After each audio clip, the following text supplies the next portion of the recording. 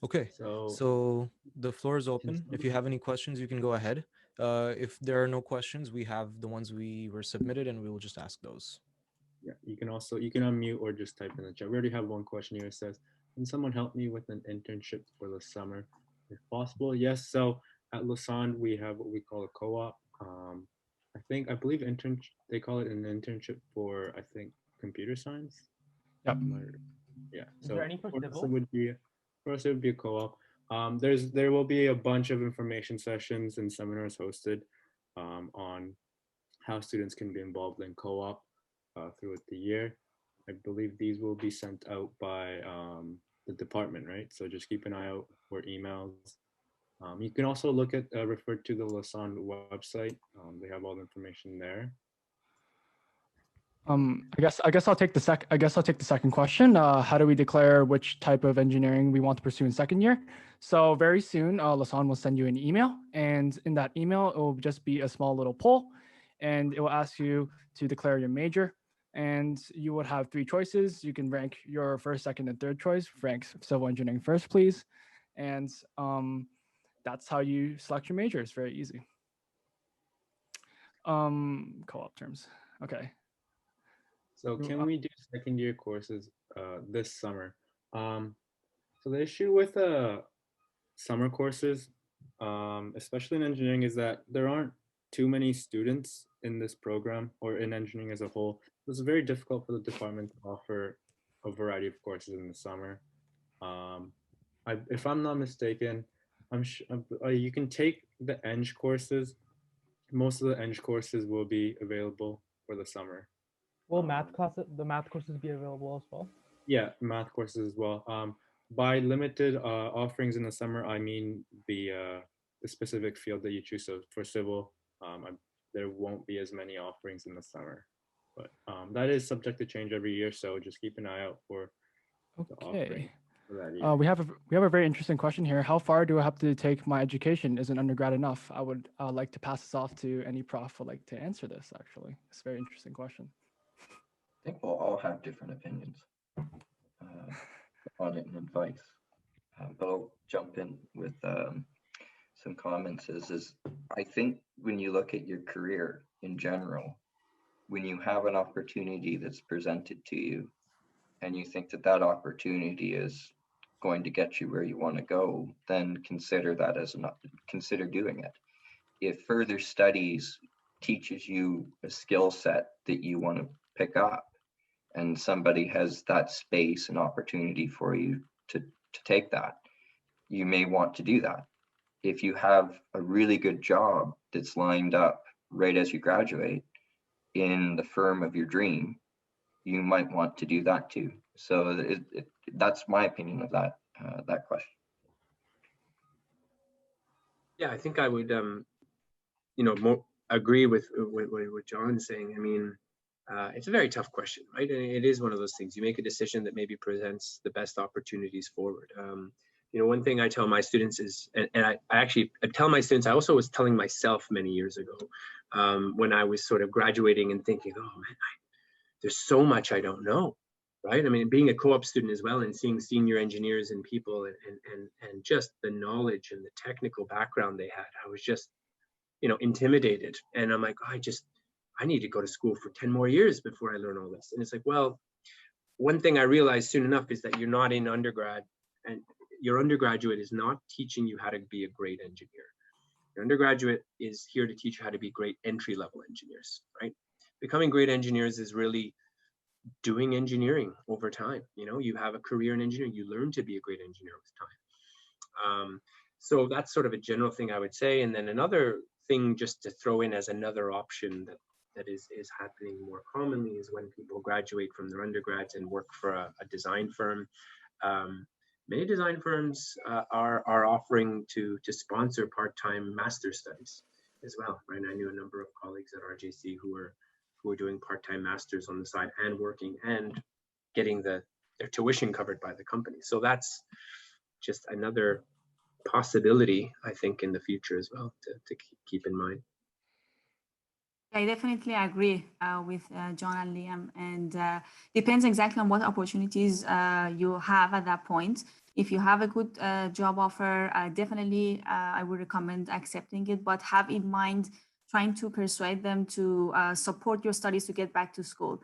Because as Liam said, getting a bachelor's, you will get a lot of information in different wide range of areas. And if you want to become a very successful engineer in one specific area, in my opinion, you need to do the master's. So we have Alright. a really important question here. What is the difference between a master's of engineering and a master's of applied science?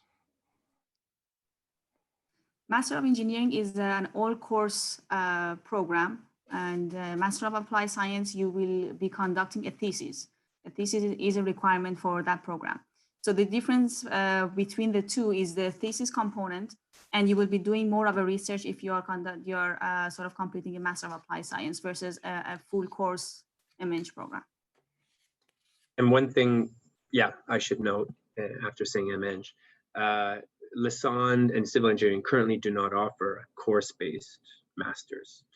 It's in the works. So by the time those first years right now on the call graduate, there's a good potential that might be online. But right now, our Master's of Applied Science degree is, yeah, it's a research-based master's that actually you get paid to do. So that's another plug there. It's covered by a research assistantship. So that's a bit of a difference too between the course-based and a thesis-based or research-based master's. All right, thank you. Got another question. As an engineer, can you work private like your own business?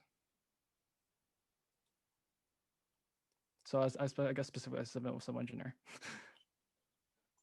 If you follow the rules, that's a very short answer about it. There are many entrepreneurial students who will try to work towards developing their own business by the end of their studies.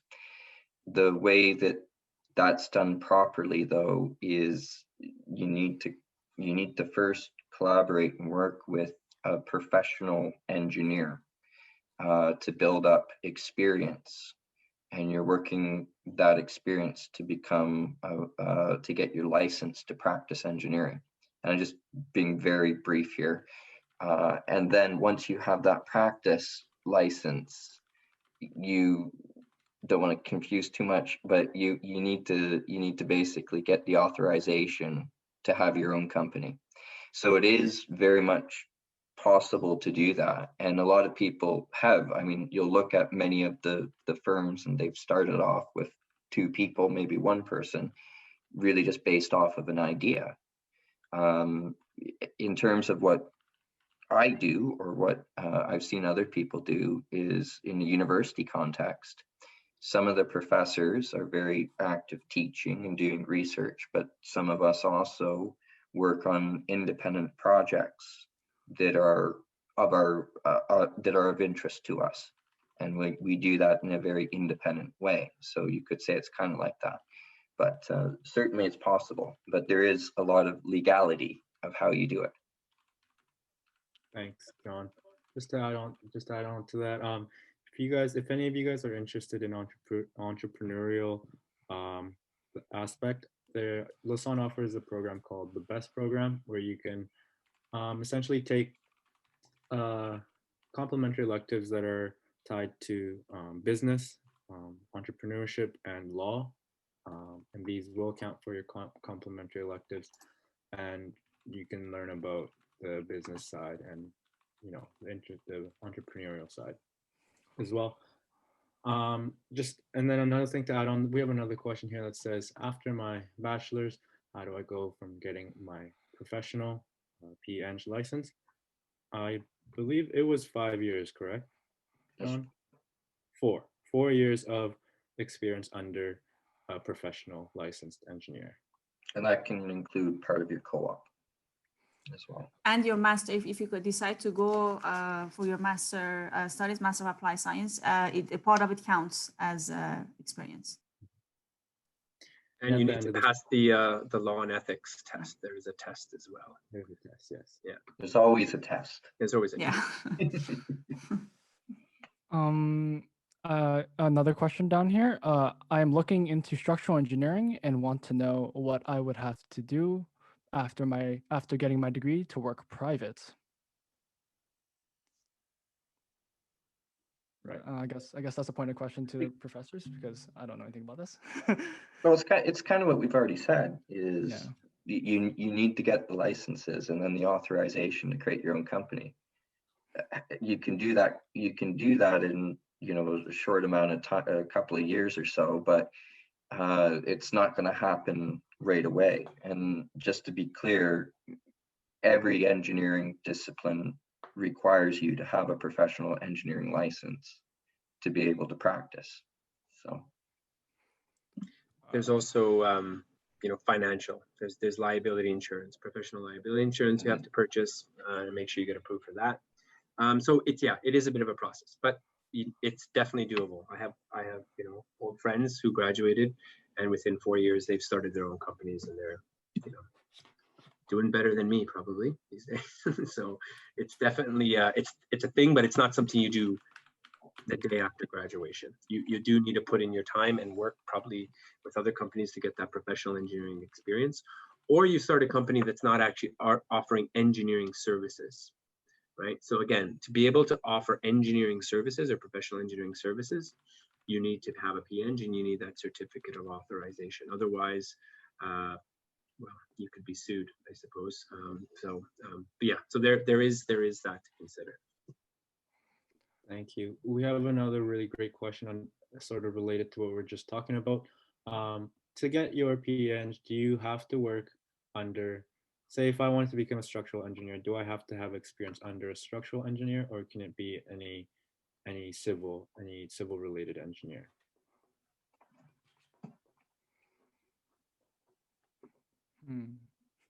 I don't I have can that. dive in if no one else wants to.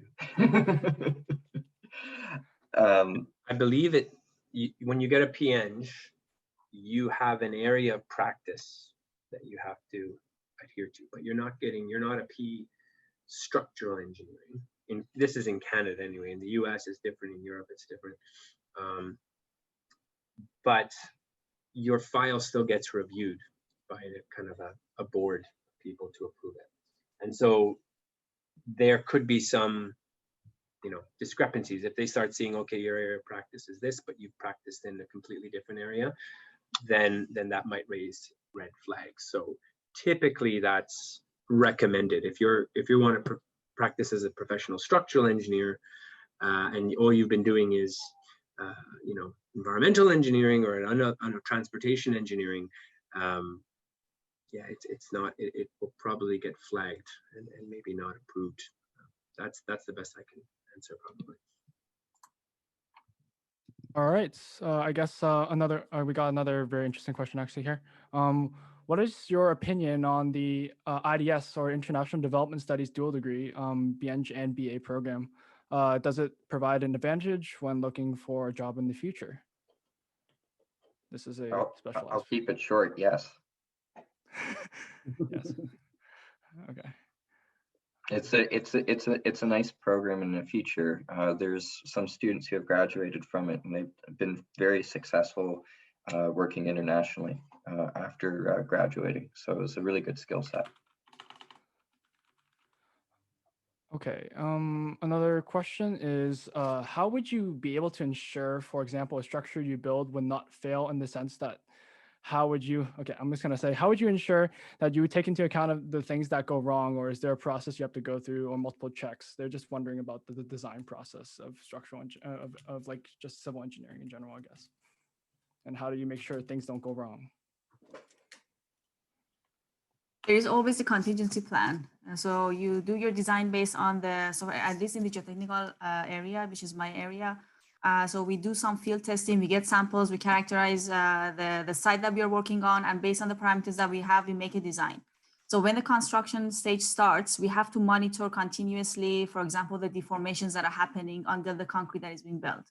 So I say after a week or 10 days, if those deformations were higher than what you calculated on paper, then you need to have a plan to sort of try to either revise the design, do some site improvement in terms of the strength and so on.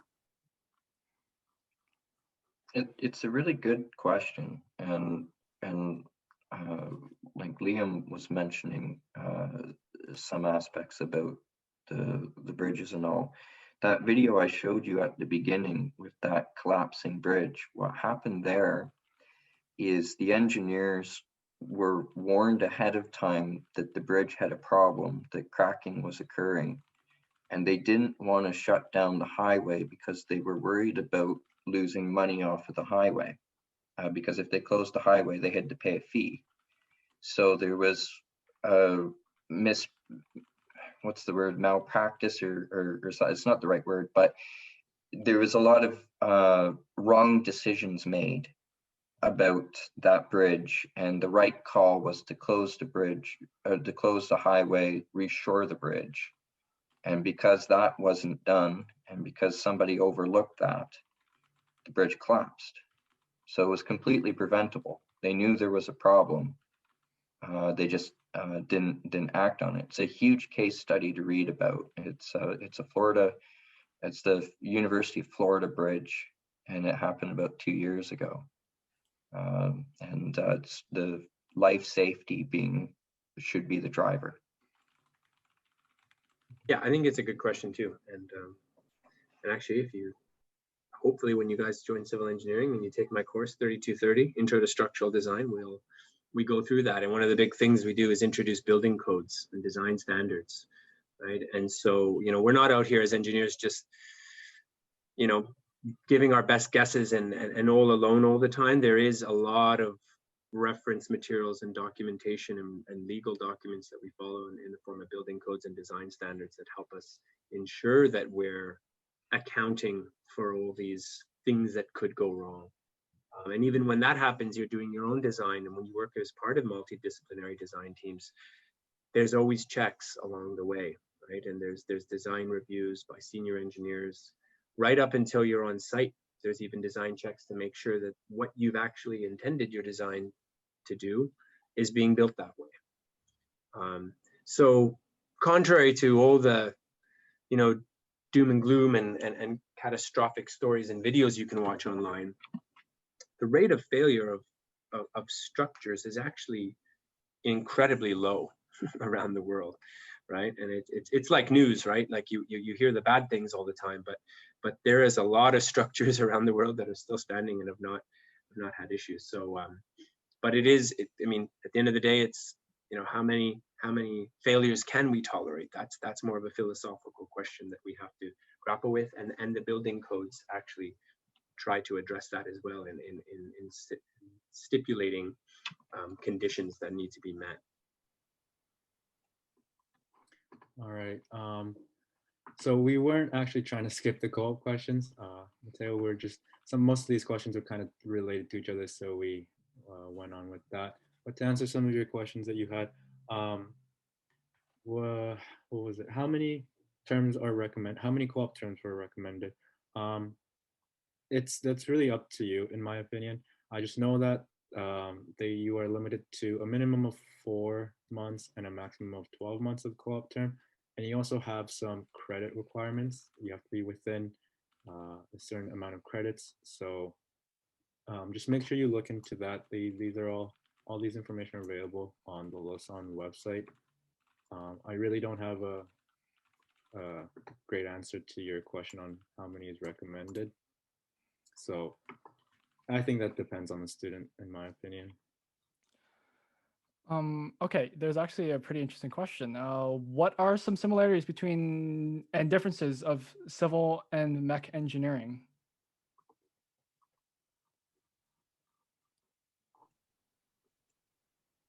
Well, my favorite similarity is you get to do fire in both. Definitely. Definitely, yeah. I couldn't tell you. I'm not in mech. I don't know much about mechanical. Well, mechanical is very much developing components. Like my experience with mechanical is furnace design, and then looking at having a functioning system for a type of application. So car manufacturing is one way of looking at that. And then certainly civil is more about, and Camille and Liam, if you have more to add to this one, it's all right.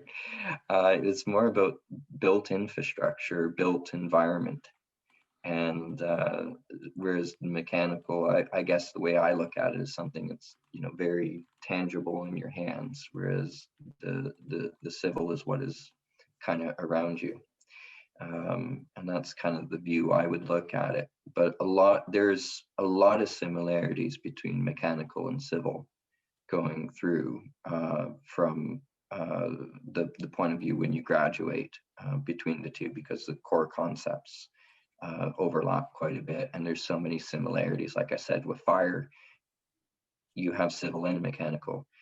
Mechanical can also feed into building design and structural design, as well as environmental and some of the systems being used in geotechnical. So there is complementary between the two.